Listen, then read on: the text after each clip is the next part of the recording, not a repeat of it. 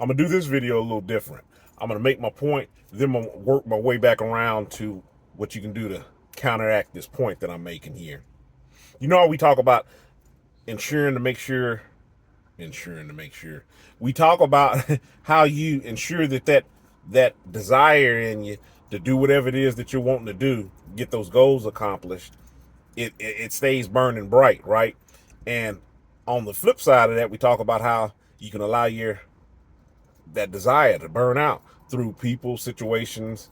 You just squandering it away. You can allow that to get burned out, right?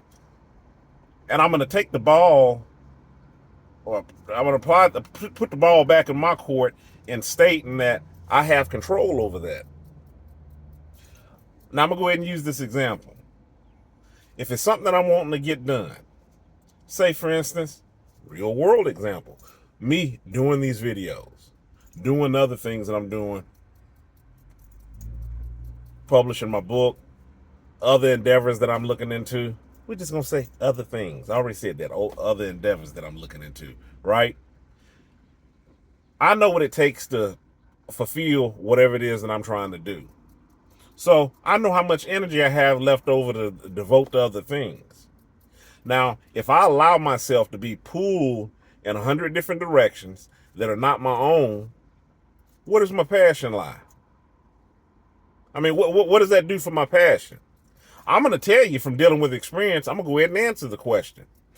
It leaves me feeling frustrated because now I don't have time to do what it is that I'm wanting to do to further my goals, which can in turn lead to hopelessness and me just at the end of the day putting it down on whatever I'm wanting to do, giving up, quitting.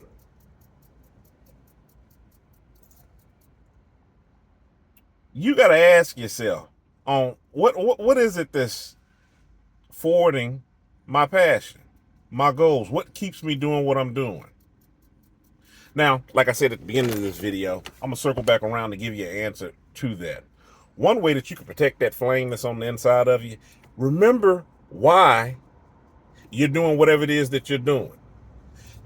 Take it back to me again. With doing these videos, doing that book, I had a general idea of expectations of what I wanted to achieve, how I wanted things to look, but I knew it wasn't going to be a overnight, or more than likely not, an overnight success in the things that I was doing. So I knew it was going to be a grind in there. I knew I was going to have to be in things for the long haul. I knew that for certain people and supports, I knew it was going to be a miss. I knew that it would be people trying to come out the woodwork on some of the things I was doing to offer up this false constructive criticism to just have me derailed. And I had to know at the end of the day that all of that stuff, none of it mattered. None of it mattered because none of it played a part in what it was that I was trying to do. So despite things going all the way left, and I kind of played it up in my head for it being as left as it could be, and then even some things that I couldn't account for, but still knowing it had no bearing on why I was doing what I was doing. My motivation behind doing what I was doing. Then, along the way, what it also allowed me to do was, even in some of the things that I may have been partaking in with dealing with people and whatever the case may be, it had me even reestablish those boundaries and, okay, just how much are you willing to invest into this person or this situation or this talk? How much of this time are you willing to devote to these things that are not giving anything back? They're one-sided. That's what I'm talking about when I'm talking about this passion. And I forgot what I was going to call this video. I would have started out labeling that, and I'm not trying to fiddle around with this phone while I'm recording to do that. I think I said what passion remains. That's how your passion gets ate up. That's how your desire burns out, when you let all these unknowns weigh in on the real reason of why you're doing whatever it is that you're doing. And I'm letting you know, to circle back around to it in case I wasn't clear, when I'm talking about I was going to make this point in, you have to establish from the get-go on why and what it is that you're doing, and make it up in your mind that nobody's going to stop you on accomplishing what you're doing. Know that it's not for the short term. Know that you're in it for the long haul. Be prepared to endure. If you're not prepared for all of that, maybe you need to go back to the drawing board, do some whatever it is that you need to do to make it foolproof, to make sure that it's something that you're prepared to endure. So you're not giving yourself a false hope. And like I said in other videos, it's more than just positive thinking. I'm going to just think all positive and it's going to work out. Believe me, the reason why I know that it's a lot more than just some positive thinking, I did some positive thinking. And negative stuff was still staring me right there in the face. What you going to do about that? Well, first and foremost, with me, you ain't going to be staring me in the face. You got to move out my way because I got other things that I'm trying to see. That's what I'm talking about. Getting around those roadblocks, those obstacles. The reason why you're doing what you're doing.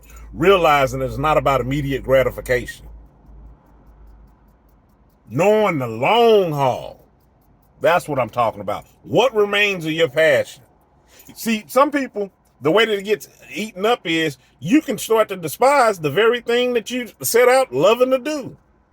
Whatever it is that you were doing, because of the obstacles that you're coming up, things that you're allowing to pry you away from that, to where when you do get back to being you or doing whatever it is that you want to do, you despise doing it because it feels hopeless. It feels like you're not getting any closer to the finish line because you're pulled in 100 different directions. I'm telling you, you ain't got to be pulled in 100 different directions. Even if I got to start with whittling it down to being pulled into 75 different directions, that's less than it was yesterday. I got to weigh out the importance of the things that's on my plate so I can get to a better tomorrow. That's what I'm talking about. What remains of your passion? I think that's the name I'm going to call this video. If not, I can switch up. That's what I can do when I'm the CEO and boss over here on Kilimanjaro LLC. See, I get to call them type shots. I ain't checking in with nobody. That's my 2 cents on it. I just want to take time out to discuss that with you. If you hadn't already, hit that subscribe button. Follow me on all the social media.